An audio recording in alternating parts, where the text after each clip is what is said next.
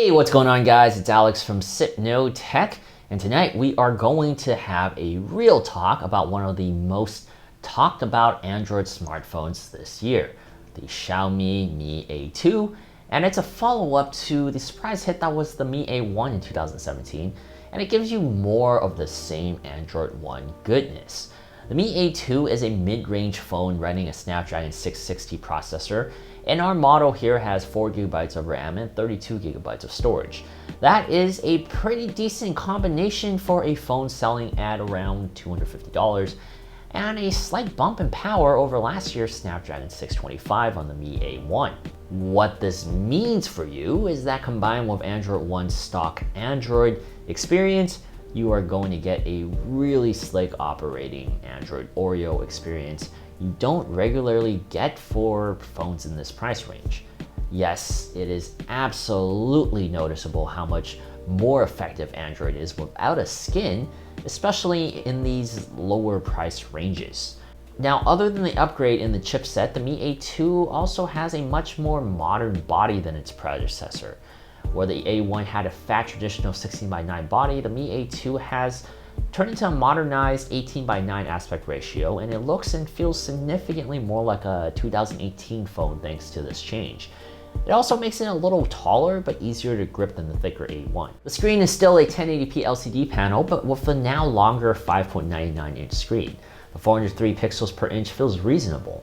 It's a clean viewing experience with great saturation and colors. I enjoyed viewing this panel, and it makes you forget the price you paid, which is amazing to think about nowadays.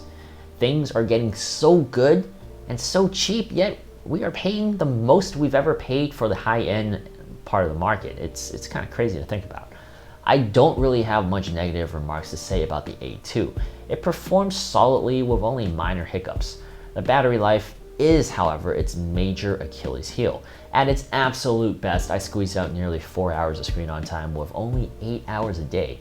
With my actual regular use, which I judge on routines with every phone I review, the A2 could barely muster 3 hours of screen on time, requiring me to plug the phone in at least twice in 24 hours.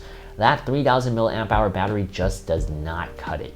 I was getting Pixel 1 battery life after 2 years of degradation on that phone. That shouldn't even be a plausible comparison for a brand new 2018 phone. The A2 also has one nice trick up its sleeve with respectable dual cameras. It allows you to take pictures and videos with very minor setbacks when compared to an average flagship phone this year. I was pretty impressed with the performance here. Reproduction of images were sharp, and for a majority of scenarios and even low light performance, everything was usable and comparable with phones twice its price. That is very important and deserves praise from a sub $300 phone. In the Mi A1 review, Lita called it a nexus for a new generation. With the new modern body and a respectable chipset, I originally wanted to call this a Pixel-Lite. It's what I imagine Google would be selling if they ever made a budget Pixel device like the old lovable Nexus 5X. But that was a different time. When Android phones would run stock Android, you could very well call it a Nexus experience because the Nexus was essentially a phone that just ran Android the way Google intended it to. The Pixel, on the other hand, has evolved into another beast now that Google themselves is a competitor in the market. There is no other phone out there, software-wise at least, that can give you exactly what the Pixel experience can give you. That is especially true for Android One. Don't get me wrong, I love Android One and the experience it gives you, and I wish more companies would release an Android One version of their phones. But we've come to a point in tech history where a pure Android experience doesn't necessarily mean Android as Google intended it to be like we used to describe it as much. It's still close, much closer than anything else, but I don't go into the A2 thinking you're going to be getting a Pixel-Lite because the user experiences have evolved and diverged into different paths. What it comes down to is how you view the A2 going into your time with it. The budget buyer in me really wanted it to be a Pixel phone on a budget price tag.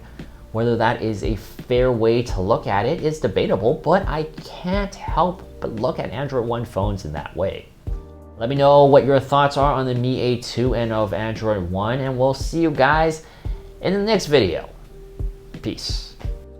If you like this video, be sure to like, comment, and subscribe. Also, hit the bell button below so that you don't miss a single video in the future. I'll see you guys next time. Bye!